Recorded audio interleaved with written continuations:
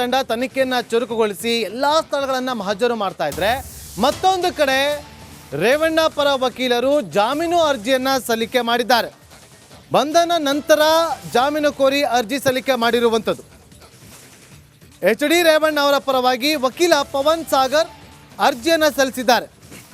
Sessions ಕೋರ್ಟ್ಗೆ ಅರ್ಜಿ ಸಲ್ಲಿಸಿದಂತಹ ಪವನ್ ಸಾಗರ್ ಅವರು ನಾಳೆ ರೇವಣ್ಣ ಅವರ ಜಾಮೀನು ಅರ್ಜಿ ವಿಚಾರಣೆ ನಡೆಯುವಂತಹ ಸಾಧ್ಯತೆ ಕಂಡು ಬರ್ತಾ ಇದೆ. ನಿನ್ನೆ ಜನಪ್ರತಿನಿಧಿಗಳ ನ್ಯಾಯಾಲಯದಲ್ಲಿ 2 ದಿನದ ಹಿಂದೆ ಜಾಮೀನು ಅರ್ಜಿ ವಜಾಗಿತ್ತು. ಆ ಬಳಿಕ ಸೋಮವಾರ ಅರ್ಜಿ ಸಲ್ಲಿಸಬಹುದು ಅಂತ ಇತ್ತು, ಅಂದರೆ ವಿಚಾರಣೆ ನಡೆಯುತ್ತೆ ಅಂತ ಇತ್ತು.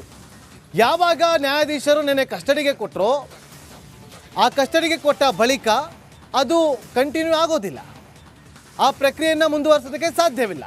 ಹಾಗಾಗಿ ಈಗ ಸೆಷನ್ಸ್ ಕೋರ್ಟ್ಗೆ ರೇವಣ್ಣ ಪರ ವಕೀಲರು ಜಾಮೀನು ಅರ್ಜಿಯನ್ನು ಸಲ್ಲಿಕೆ ಮಾಡಿದ್ರು. ಇವತ್ತು ಬೆಳಗ್ಗೆ ದಿನಾಂಕ ನಿಗದಿ ಆಗಿರಲಿಲ್ಲ, ಆದರೆ ನಾಳೆ ವಿಚಾರಣೆಯನ್ನು ಮಾಡೋದಕ್ಕೆ ಸಾಧ್ಯತೆಗಳು ಕಂಡು ಬರ್ತಾ ಇದೆ.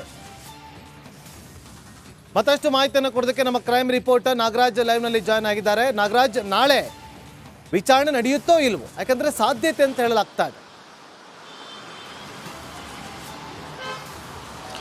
ನಾಗೇಂದ್ರ, ನಾಳೆ ಈ ಒಂದು ಏನು HD ರೇವಣ್ಣ ಅವರು ಅವರ ಬಂಧನ ಕುರಿತು ಸಂಬಂಧಿಸಿದಂತೆ ಜಾಮೀನು ಕೋರಿ ಅರ್ಜಿಯನ್ನು ಸಲ್ಲಿಸಿದರೆ ಅದರ ವಿಚಾರಣೆ ನಾಳೆ ನಡೆಯೋ ಸಾಧ್ಯತೆ ದಟ್ಟವಾಗಿರ್ತಕ್ಕಂಥದ್ದು. ಯಾಕಂತಂದರೆ ಇಲ್ಲಿ ಪ್ರಮುಖವಾಗಿ ಜಾಮೀನು ನೀಡೋದ್ರ ಬಗ್ಗೆ ನ್ಯಾಯಾಲಯಕ್ಕೆ ಪ್ರಶ್ನೆ ಇಲ್ಲ, ಆದರೆ ಈ ಒಂದು ಜಾಮೀನು ಅರ್ಜಿ ಊರ್ಜಿತವ ಅನ್ನೋದ್ರ ಬಗ್ಗೆನೇ ಪ್ರಶ್ನೆ ಇರ್ತಕ್ಕಂಥದ್ದು.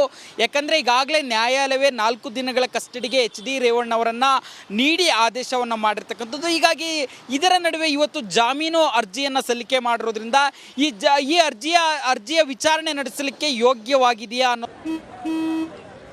ನಡಿ ಈಗ ಶುರು ಮಾಡೋಣ. ಕೇಸರಿಯಿಂದ ಮನೋಲ್ಲಾಸ ಮನಸ್ಸು ಮತ್ತೇರಿ ಕುಣಿದಾಡಿದೆ ನೋಡು, ಮನಸ್ಸು ಮತ್ತೇರಿ ಕುಣಿದಾಡಿದೆ ನೋಡು. ಕ್ಷಣ ಕ್ಷಣವೂ ಆಚರಿಸಿ ಕೇಸರಿ ಹಬ್ಬ. ವಿಮಲ್ ಬಾಯಲ್ಲಿ ಹೇಳಿ ಕೇಸರಿ. ಅದ್ರ ಬಗ್ಗೆ ನಾಳೆ ಸೆಷನ್ಸ್ ನ್ಯಾಯಾಲಯ ಜನಪ್ರತಿನಿಧಿಗಳ ವಿಶೇಷ ನ್ಯಾಯಾಲಯದಲ್ಲಿ ವಿಚಾರಣೆ ನಡೆಯುವಂಥದ್ದು. ಅಲ್ಲಿ ಏನಾದರೂ ಒಂದು ವೇಳೆ ಏನು ಅಲ್ಲಿ SPP ಮತ್ತು ಜೊತೆಗೆ ರೇವಣ್ಣ ಪರ ವಕೀಲರು ಇಬ್ಬರು ಹಾಜರಿರ್ತಾರೆ. ಈ ಒಂದು ಅರ್ಜಿಯನ್ನು ಊರ್ಜಿತ ಅಂತ ಹೇಳೋದಕ್ಕೆ HD ರೇವಣ್ಣ ಪರ ವಕೀಲರು ಏನು ಹೇಳ್ತಾರೆ, ಇದಕ್ಕೆ ಆಕ್ಷೇಪಣೆಯನ್ನು SPP ಯಾವ ರೀತಿ ವ್ಯಕ್ತಪಡಿಸ್ತಾರೆ ಅನ್ನೋದ್ರ ಮೇಲೆ ಅವರ ಒಂದು ಬೇಲ್ ಅರ್ಜಿ ಅಕ್ಸೆಪ್ಟೆನ್ಸಿ ನಿಂತಿರ್ತಕ್ಕಂಥದ್ದು. ಈ ಬಗ್ಗೆ ನಾಳೆ ವಿಚಾರಣೆ ನಡೆಯುವ ಸಾಧ್ಯತೆ ದಟ್ಟವಾಗಿರ್ತಕ್ಕಂಥದ್ದು. ಇದರಲ್ಲಿ ಡಿಸೈಡ್ ಆದರೆ ನಂತರ ಅದಕ್ಕೆ ಒಂದು ದಿನಾಂಕವನ್ನು ನಿಗದಿ ಮಾಡಿ ಅಲ್ಲಿ ನಿಮ್ಮ ವಾದ ಪ್ರತಿವಾದಗಳನ್ನು ಸಲ್ಲಿಸಿ ಒಂದು ಜಾಮೀನು ನೀಡೋ ಬಗ್ಗೆ ಅಂತೇಳಿ ನ್ಯಾಯಾಧೀಶರು ಸೂಚಿಸುವ ಸಾಧ್ಯತೆ ಇರತಕ್ಕಂಥದ್ದು. ಆದರೆ ಸದ್ಯ ನಾಳೆ ನಡೆಯುವಂಥ ವಿಚಾರಣೆಯಲ್ಲಿ ಅರ್ಜಿಯನ್ನು ಮಾನ್ಯ ಮಾಡಬೇಕಾ, ಯಾಕಂತಂದರೆ HD ರೇವಣ್ಣ ಅವರು ಪೊಲೀಸ್ ಕಸ್ಟಡಿಯಲ್ಲಿರೋದ್ರಿಂದ ಈ ಒಂದು ಅರ್ಜಿಯನ್ನು ಮಾನ್ಯ ಮಾಡಬೇಕಾ ಬೇಡವಾ ಅನ್ನೋದ್ರ ಬಗ್ಗೆ ಅಷ್ಟೇ ನಾಳೆ ಒಂದು ವಿಚಾರಣೆ ನಡೆಯುವಂಥದ್ದು. Nagendra Babu. Okay, thank you Nagaraj ನಿಮ್ಮೆಲ್ಲ ಮಾಹಿತಿಗಾಗಿ.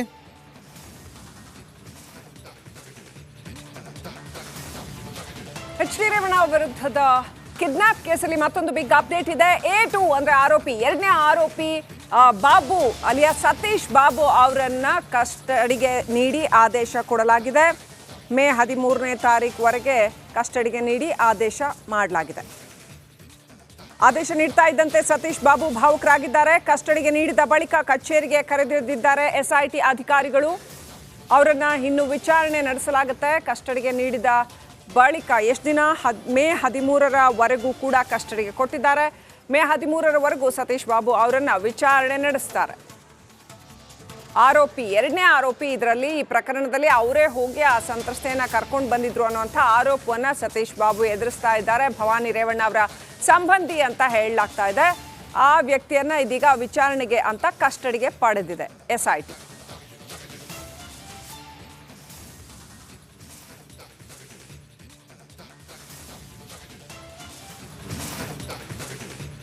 ಮತ್ತಷ್ಟು ಬ್ರೇಕಿಂಗ್ ಅಪ್ಡೇಟ್ ಬರ್ತಾ ಇದೆ. ಸಂತ್ರಸ್ತೆಯನ್ನ ಮತ್ತೆ SIT ಕಚೇರಿಗೆ ಕರೆದುಕೊಂಡು ಬರಲಾಯಿತು. ಮತ್ತೆ ಹೇಳಿಕೆ ಪಡೆಯುತ್ತಾ ಇದ್ದಾರೆ SIT ತಂಡ. ಈ ಸಂತ್ರಸ್ತೆಯ ಹೇಳಿಕೆಯನ್ನು ಪಡೆಯಲಾಗ್ತಾ ಇದೆ. 3ರ ಹೇಳಿಕೆಯನ್ನು ಪಡೆದು ಇನ್ನಷ್ಟು ಮಾಹಿತಿಯನ್ನು SIT ಟೀಮ್ ಕಲೆ ಹಾಕುತ್ತೆ. ಮೊದಲು ಸ್ಥಳ ಪರಿಶೀಲನೆ, ಅಲ್ಲಿನ ಜಾಗದ ಮಹಜರು, ಆನಂತರ ವಾಪಸ್ ಮತ್ತೆ SIT ಕಚೇರಿಗೆ ಕರ್ಕೊಂಡು ಬಂದರು. ಅಲ್ಲಿ ಸಂತ್ರಸ್ತೆಯ ಇನ್ನಷ್ಟು ಹೇಳಿಕೆಗಳನ್ನು ಪಡ್ಕೊಳ್ಳಲಾಗ್ತಾ ಇದೆ. ಅಂದರೆ ಅರ್ಥಾತ್ ಇನ್ನಷ್ಟು ಸಾಕ್ಷ್ಯ ಸಂಗ್ರಹ ಆಗ್ತಾ ಇದೆಯಾ? ಹಾಗಿದ್ರೆ ಸೊ ಪ್ರಶ್ನೆಗಳನ್ನು ಕೇಳಲಾಯಿತು. ಬಹುಶಃ ಇಷ್ಟು ದಿವಸ ಸಂತ್ರಸ್ತೆ ಎಲ್ಲಿದ್ದರು, ಹೇಗಿದ್ರು, ಯಾವಾಗ ಈ ಘಟನೆ ನಡೀತು, ಆ ಘಟನೆ ನಡೆದಾಗ ಅವರ ಪರಿಸ್ಥಿತಿ ಏನಿತ್ತು, ಹೀಗೆ ಮುಂತಾಗಿ ಸಾಕಷ್ಟು ಪ್ರಶ್ನೆಗಳನ್ನು ಕೇಳಿರ್ತಾರೆ. ಈಕೆಯ ಬಳಿಯಲ್ಲಿ ಬಲವಾದ ಸಾಕ್ಷಿ ಏನಾದರೂ ಇದೆಯಾ ಅನ್ನುವಂಥ ಪ್ರಶ್ನೆ ಕೂಡ ಕೇಳಲಾಯಿತು ಅಂತ ಹೇಳಲಾಗ್ತಾ ಇದೆ. ಈ ಸತೀಶ್ ಬಾಬು ಪರಿಚಯನ ಹೇಗೆ ಅನ್ನುವಂಥದ್ದು, ಹೀಗೆ ಅನೇಕ ವಿಚಾರಗಳನ್ನ ಇಟ್ಕೊಂಡು ಎಲ್ಲ ಆಯಾಮಗಳಿಂದ SIT ವಿಚಾರಣೆಯನ್ನು ನಡೆಸ್ತಾ ಇದೆ. ಈ ರೀತಿಯಾದ ಎಲ್ಲ ಪ್ರಶ್ನೆಗಳಿಗೂ ಕೂಡ ಈ ಮೂವರು ಸಂತ್ರಸ್ತೆಯರೇನಿದ್ದಾರೆ ಅವರ ಹೇಳಿಕೆಯನ್ನು SIT ದಾಖಲಿಸಿಕೊಳ್ತಾ ಇದೆ.